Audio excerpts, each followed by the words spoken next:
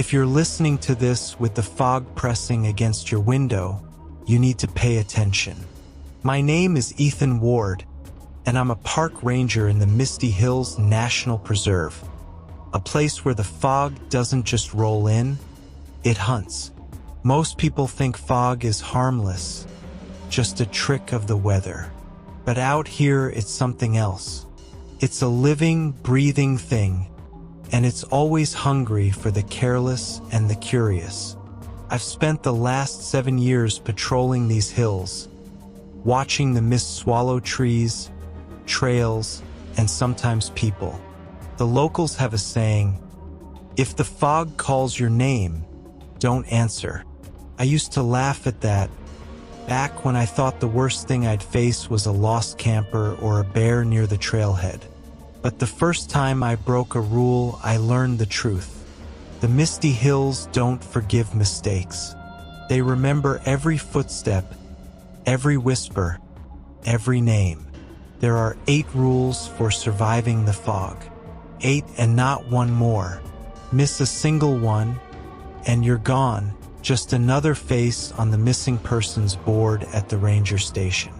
I keep those rules written on a card in my pocket, and I check them every time the mist starts to rise. If you're the kind of person who thinks rules are just suggestions, you won't last a night out here. If you're smart, you'll listen. If you're lucky, you'll remember. And if you're still here by sunrise, maybe you'll understand why I never walk the trails alone after dark, why I never follow lights in the mist, and why I always leave an offering at the boundary stone. This is my story, but it could be yours. It was just after 5 p.m. when the radio crackled to life, the static thick as the fog creeping up the valley. I was in the ranger station, finishing up paperwork and sipping coffee that had gone cold hours ago. The day had been uneventful, just a couple of lost tourists and a black bear sighting near the picnic area. I was looking forward to heading home before the mist got too thick. That's when dispatch called. "Ethan, we've got a report of a missing hiker. Name's Daniel Price. His girlfriend says he went out on the Ridge Loop Trail an hour ago and hasn't come back. She's at the trailhead and says the fog's rolling in fast." My stomach tightened. Ridge Loop was notorious for getting socked in by fog, and more than one hiker had vanished there over the years. Most were chalked up to getting lost, but the locals knew better.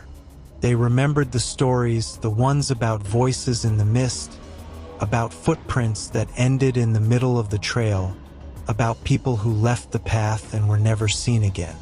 I grabbed my jacket, radio, and the card with the 8 rules, tucking it into my pocket out of habit.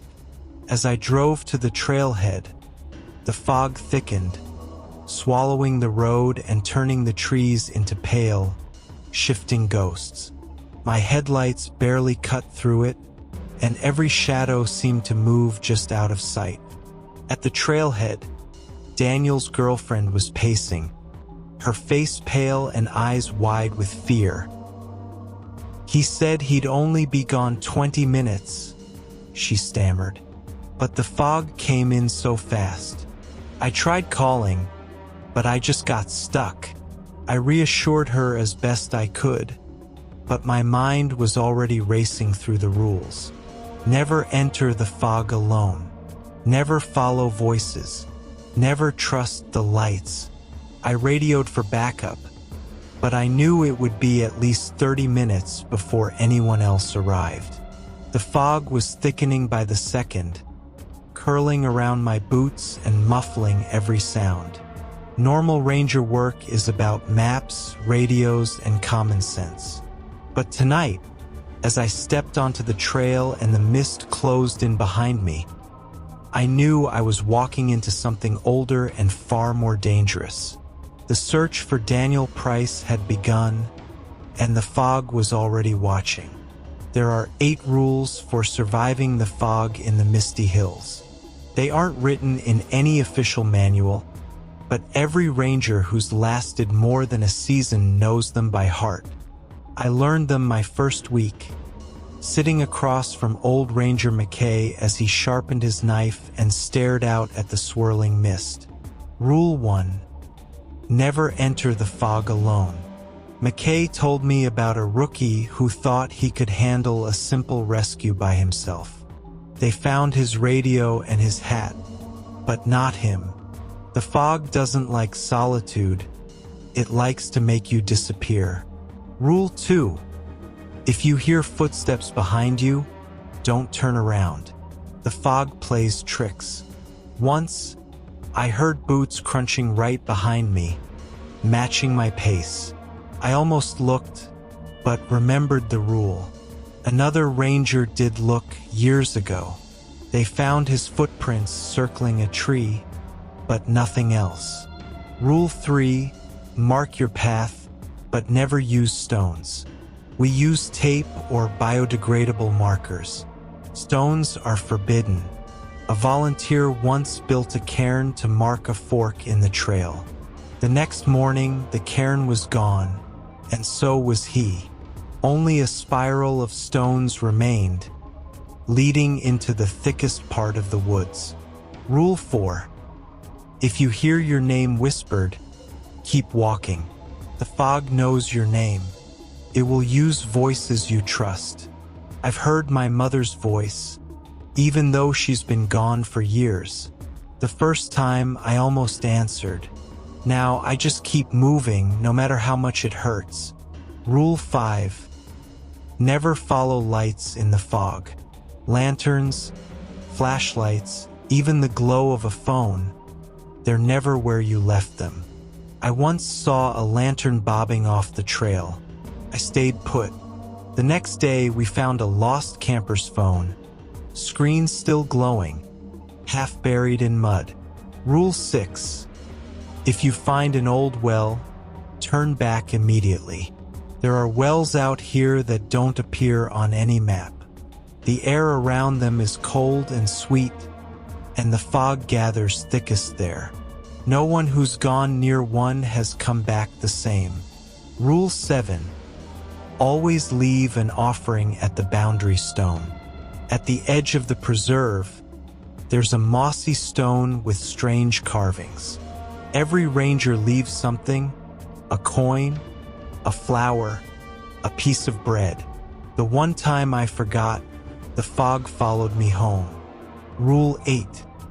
If you make it out, never look back. When you finally break free of the fog, don't look over your shoulder. The urge is strong, but if you look back, the fog might decide you belong to it after all. Break a rule and the Misty Hills remember. I've seen what happens. I've written the reports, and I've added names to the list.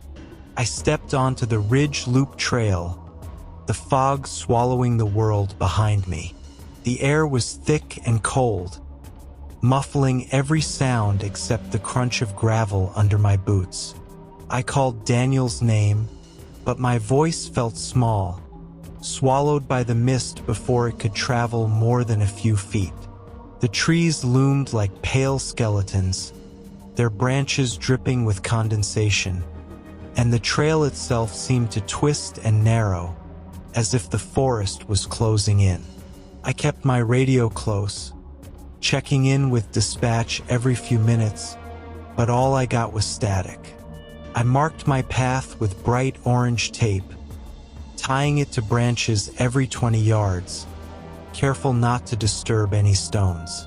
The fog pressed closer, curling around my legs, and I felt the weight of the rules in my pocket, a silent reminder that every step mattered. About a quarter-mile in, I found Daniel's water bottle lying in the middle of the trail, beads of moisture clinging to the plastic. I knelt to pick it up, but a sudden chill ran down my spine. I remembered Rule 3, never pick up anything left in the fog. I left it where it was, heart-pounding, and moved on.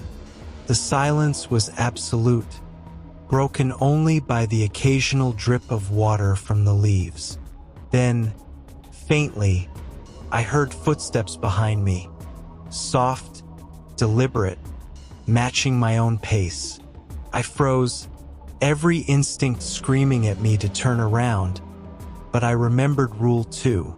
I kept walking, forcing myself to focus on the trail ahead, even as the footsteps grew louder, closer, until they seemed to be right at my back. I whispered Daniel's name, hoping for a reply, but the only answer was the steady crunch of unseen feet. Suddenly, the footsteps stopped. The fog thickened, swirling in strange patterns, and I heard a voice, my own voice, whispering from somewhere deep in the mist. Ethan, Ethan, over here. My blood ran cold. Rule 4. If you hear your name whispered, keep walking. I gritted my teeth and pressed on, ignoring the voice as it grew more insistent, more desperate, until it sounded like a child pleading for help. I stumbled into a small clearing, the fog so dense I could barely see my own hands. In the center was a lantern, its light flickering weakly, casting long shadows that danced and twisted. I knew no one else was out here, but the urge to approach was overwhelming. Rule 5. Never follow lights in the fog. I forced myself to stay put, heart hammering, as the lantern's glow drifted slowly away, deeper into the mist. Then, from somewhere just beyond the edge of the clearing, I heard a scream, a raw, terrified sound that cut through the fog like a knife. It was Daniel. I ran toward the sound, branches whipping at my face, the fog growing colder and thicker with every step. The scream echoed, then faded, replaced by a low, rhythmic whisper that seemed to come from everywhere at once. I stopped, breathless, at the edge of an old stone well I'd never seen before, its mouth gaping open, the air around it icy and sweet. The fog swirled thickest here, and I felt a presence watching me from the darkness below. I called Daniel's name one last time, but the only answer was the sound of something moving in the depths of the well. The ground beneath my feet trembled, and the fog pressed in tighter, as if trying to push me forward. I realized, with a jolt of terror, that I was standing on the edge of breaking another rule. And in the Misty Hills, one mistake is all it takes. I forced myself to step back from the well, heart pounding, the cold air biting at my skin. I marked the spot with tape, careful not to touch any stones, and radioed for backup again. Still nothing but static. The fog was thicker than ever, swirling in unnatural eddies, and I felt eyes on me, watchful, patient, waiting for a mistake. I retraced my steps, following the orange tape back to the trailhead. The world outside the fog felt impossibly distant, as if I'd crossed into another realm. When I finally emerged, Daniel's girlfriend rushed to me, her face streaked with tears. "Did you find him?" she pleaded. I shook my head, trying to hide the dread in my eyes. "Not yet, but I found his water bottle and heard him scream. I need more help out here." By then, 2 more rangers had arrived. Maya, who'd grown up in the area, and Tom, a transfer from the city. Maya's face was grim as she listened to my account. "You found a well?" she asked quietly. "You didn't go near it, did you?" I shook my head. Tom, on the other hand, scoffed. "It's just fog. People get lost, panic, and wander off. We need to grid search, not chase ghost stories." I wanted to believe Tom, but the rules weighed heavy in my pocket. Maya pulled me aside. My grandfather used to say the fog is older than the hills.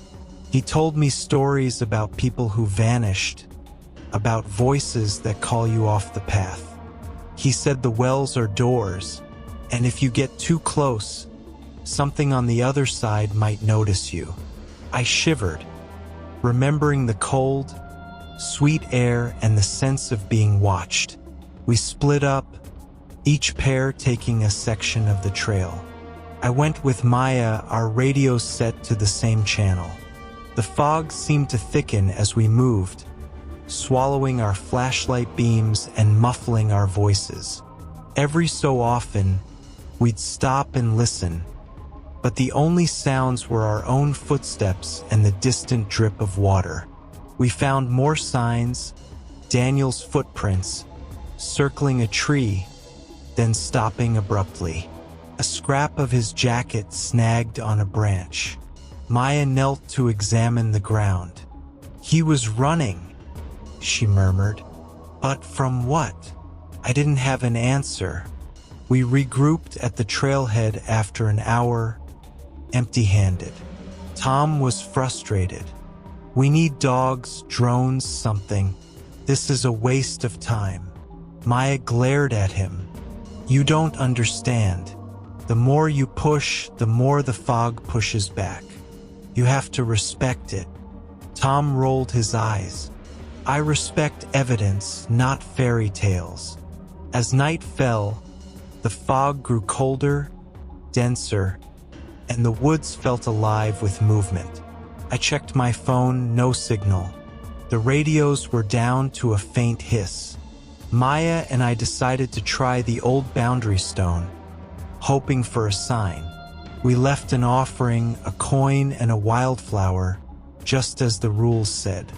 The fog seemed to thin for a moment, and I thought I saw a figure moving between the trees, but when I called out, there was no reply. Back at the station, I pored over old case files, searching for patterns. The stories were always the same. A hiker vanishes in the fog, last seen near a well or after following a strange light. Footsteps heard, voices calling, footprints that end in the middle of the trail. The missing are never found, only their belongings. Sometimes a shoe, sometimes a phone, always something left behind as if the fog wanted us to remember. Tom refused to listen, insisting on a full-scale search at dawn. Maya and I exchanged a look. He's going to break a rule, she whispered, and the fog will notice. I nodded, feeling the weight of every story, every warning, every name on the list. The Misty Hills were restless tonight, and I knew the search for Daniel was about to become something much more dangerous. As I stepped outside, the fog curled around my boots, and I heard my name whispered from somewhere deep in the mist. I gripped the card in my pocket, repeating the rules under my breath.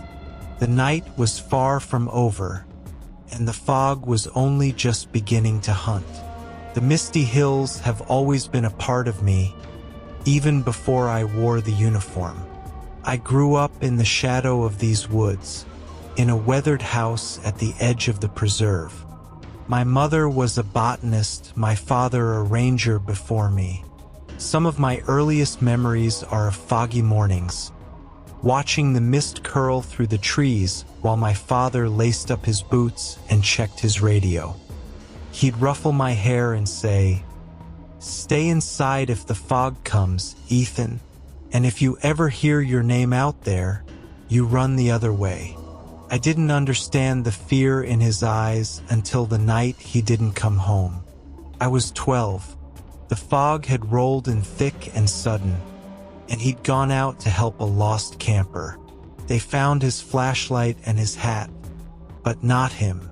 The official report said he must have gotten lost, but my mother never believed it. She'd sit at the kitchen table, staring at the woods, whispering the rules under her breath like a prayer. After that, the rules became a ritual. I'd recite them every night before bed, clutching the card my father had written in his careful, blocky handwriting. I kept it hidden under my pillow, a talisman against the things that moved in the mist. When I was old enough, I joined the Rangers not because I wanted to, but because I felt I had to. Someone had to remember. Someone had to warn the others. I've seen what happens when the rules are broken. My first year on the job, I lost a friend, Sam, a fellow rookie who thought the stories were just that. He followed a light in the fog, laughing, calling back to me that he'd found a shortcut. I never saw him again. We searched for days, but the only thing we found was his scarf, tied to a branch at the edge of an old well. Sometimes I wonder if the Misty Hills are punishing me for staying, or if they're keeping me here because I'm the only one left who remembers. Every time the fog rolls in, I feel my father's presence, hear his voice in the wind, reminding me to be careful, to respect the rules. I carry his card in my pocket, worn soft from years of use, and I add my own notes in the margins, names, dates, warnings for the next ranger who might forget. This place is my inheritance, my burden, and my promise. I can't leave, not while the rules still matter, not while there are people who need to be warned. The Misty Hills took my father, and I'll be damned if I let them take anyone else. The fog was thicker than I'd ever seen, swallowing the trees and muting every sound except the frantic beat of my heart. Tom, stubborn and restless, refused to wait for dawn. "We're wasting time," he snapped, strapping on his headlamp.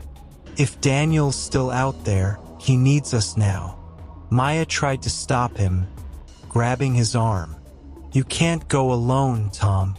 That's the first rule."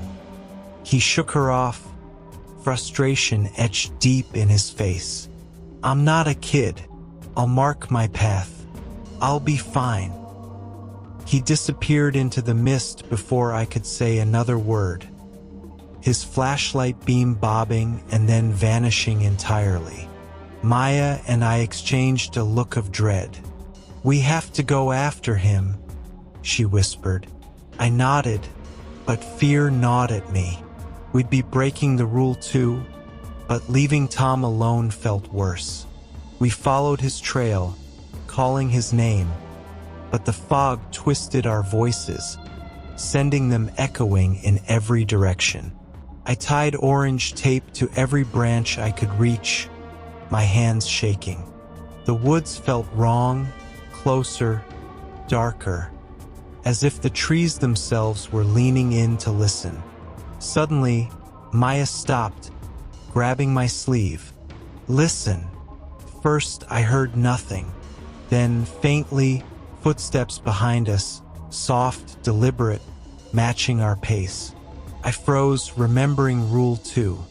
"Don't turn around," I whispered, voice trembling. Maya's eyes were wide with terror. The footsteps grew louder, circling us, and then stopped. The silence was suffocating. I forced myself to keep moving, but every instinct screamed at me to look. A voice drifted through the fog, Tom's voice, desperate and pleading. "Ethan, Maya, over here." It sounded close, too close, but the direction was impossible to judge. Maya started to turn, but I grabbed her arm. "Don't. It's not him." She hesitated, tears in her eyes. "What if it is?" The voice came again, this time from the other side. "Please help me." We pressed on, ignoring the voices, but the fog thickened, swirling around our legs, pulling at our clothes. Suddenly, a faint light appeared ahead, a lantern, swinging gently, casting long, twisted shadows. Rule 5 screamed in my mind. Never follow lights in the fog. But Maya broke into a run, calling Tom's name. "Wait!" I shouted, but she was already gone, swallowed by the mist. I chased after her, the light bobbing just out of reach. The ground grew soft and cold beneath my boots, and the air turned sweet and rotten. I realized, too late, that we'd stumbled into a clearing, and at its center was an old stone well, its mouth gaping open, the fog swirling thickest around it. Maya stood at the edge, staring down, her face pale and blank. I reached for her, but a cold wind whipped up from the well, knocking me back. The lantern's light flickered and died, plunging us into darkness. From the depths of the well, something moved, slow, deliberate, rising toward us. I screamed Maya's name, but she didn't move. The fog pressed in, icy and suffocating, and I felt a hand, cold, wet, impossibly strong, close around my ankle, dragging me toward the edge. I clawed at the ground, desperate, as the mist filled my lungs and the world narrowed to a single terrible thought. We'd broken the rules, and now the Misty Hills were coming to collect. The world shrank to the cold grip on my ankle and the suffocating weight of the fog. I kicked and thrashed, boots scraping against slick moss and loose earth, but the hand only tightened, pulling me closer to the well's gaping mouth. Maya stood frozen at the edge, her eyes wide and unblinking, as if she were listening to something only she could hear. "Help!" I gasped, clawing at the ground. My fingers closed around the card in my pocket, the 8 rules worn soft from years of worry. I forced myself to focus, to remember what my father had always said. "The rules are your shield, Ethan. But if you break one, you have to make it right." A voice cut through the fog, low and steady. "Don't fight it, Ethan. Remember the offering." It was Maya, but her voice sounded distant, as if she were speaking from the other side of a dream. I fumbled in my jacket for anything I could offer. A coin, a wildflower, even a scrap of bread from my lunch. My hand closed around the coin I'd left at the boundary stone earlier that day, the one I'd almost forgotten. With a surge of desperation, I flung the coin toward the well. It spun through the air, catching what little light remained, and disappeared into the darkness below. The grip on my ankle loosened, just enough for me to scramble backward, coughing and gasping for air. The fog recoiled, swirling away from the well, and for a moment, the clearing was silent. Maya blinked, as if waking from a trance. "Ethan?" she whispered. I grabbed her hand, pulling her away from the edge. "We have to finish the ritual," I said, my voice shaking. "We have to make it right." She nodded, and together we knelt at the edge of the clearing, facing the well. I remembered the stories my mother used to tell about the old ways, about leaving offerings for the spirits of the land. I pulled out my father's card, reading the rules aloud, my voice trembling but growing stronger with each word. Maya added her own offering, a wildflower she'd tucked behind her ear, now wilted and damp. The fog thickened, pressing in from all sides, and the air grew colder. From the depths of the well, a shape began to rise, a figure made of mist and shadow, its face shifting between the lost and the forgotten. I recognized Daniel's features, then Tom's, then my father's, all flickering in and out of focus. The entity hovered above the well, its eyes empty and endless. You broke the rules. It hissed, its voice a chorus of the missing. You owe a debt. I swallowed hard, forcing myself to meet its gaze. We know. We're sorry. We offer what we have, our names, our memories, our respect. Please let us go. Let the others go. The entity's form wavered, as if considering.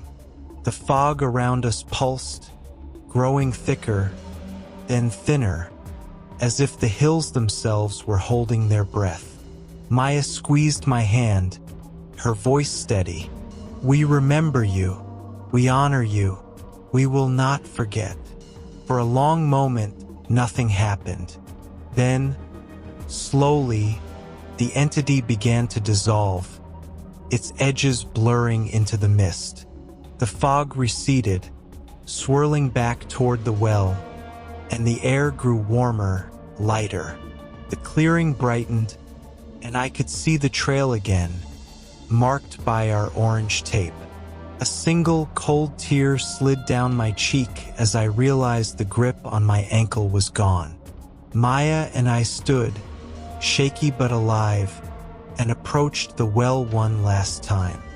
I whispered a prayer for Daniel, for Tom, for my father, and for all the others the Misty Hills had claimed. As we turned to leave, the fog parted, revealing a figure standing at the edge of the woods, an old woman, wrapped in a shawl, her eyes bright and knowing. She nodded once, then vanished into the trees. Maya squeezed my shoulder. That was Mrs. Redfeather. She's the last of the old ones. She must have been watching, making sure we did it right. We hurried back along the trail, the fog thinning with every step. The woods felt different, still ancient, still dangerous, but no longer hungry. When we reached the trailhead, the first light of dawn was breaking through the mist, painting the hills in gold and silver.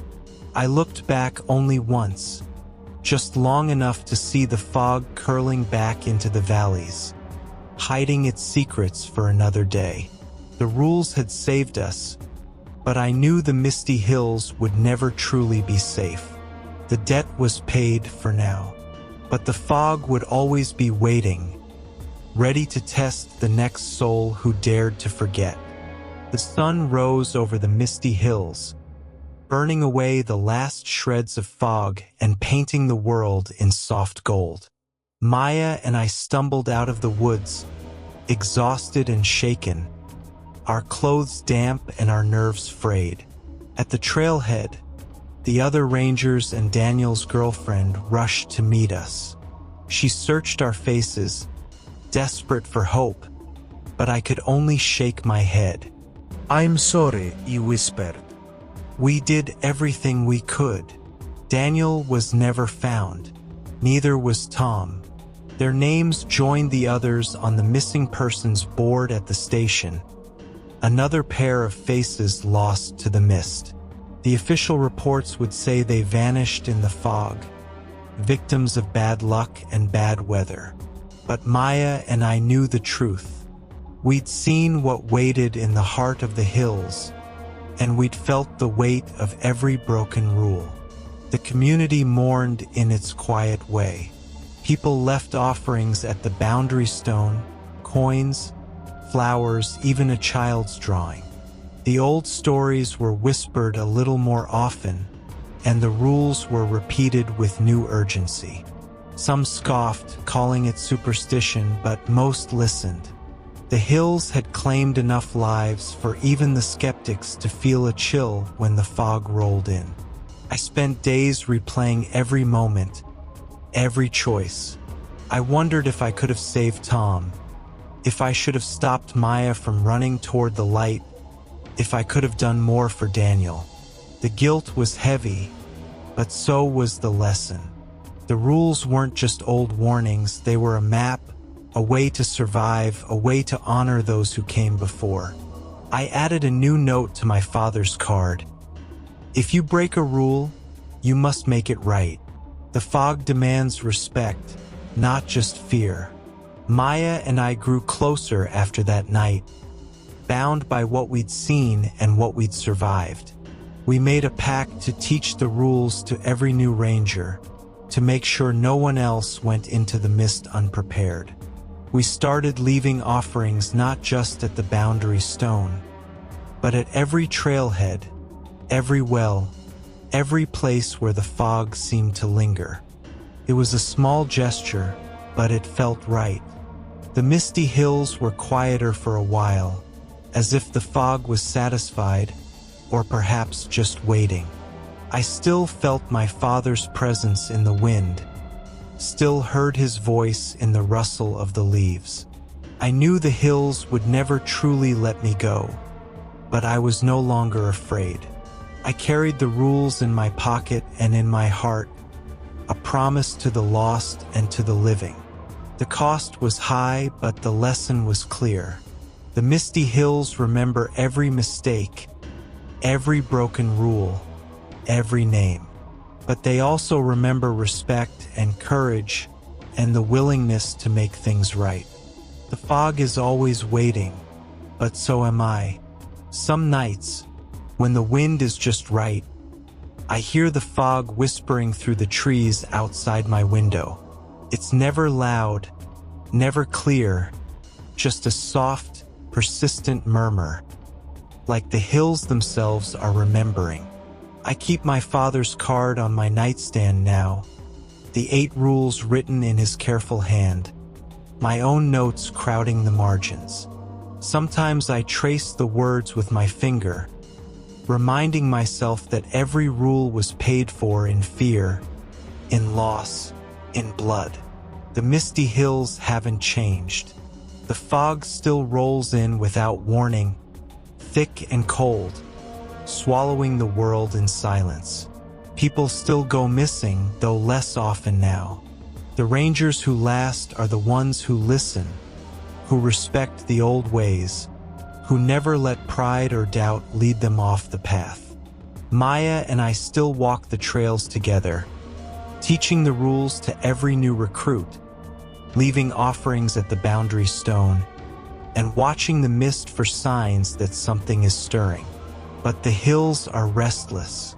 Last week, a group of campers reported seeing lights moving deep in the woods, lanterns that vanished when approached, voices that called out in the night. A child found a stone spiral near the old well, and her mother swears she heard her own name whispered from the fog. The stories are starting again, and I can feel the tension in the air, the sense that the hills are waiting for someone to forget, to make a mistake. I've learned that survival here isn't just about following the rules. It's about humility, about remembering that the land is older and wiser than any of us. It's about honoring the lost and never letting their stories fade. I still wonder about Daniel, about Tom, about my father. Sometimes I dream of them, standing in the mist, watching, waiting for me to join them. But I wake up and I remember the promise I made to warn, to protect, to never let the rules be forgotten. If you ever find yourself in the Misty Hills and the fog begins to rise, remember what I've told you. Don't get curious, don't get brave, and whatever you do, don't break the rules. The fog is patient. It will wait for you to slip, to doubt, to look back. And when you do, it will be there. There are more stories in these hills, more mysteries, more dangers, more names waiting to be written. If you want to know what happens next, or if you have your own story to share, leave a comment below. Maybe your tale will be the next one the Misty Hills remember. And if you're brave enough, come back for the next case. The fog is waiting. Are you?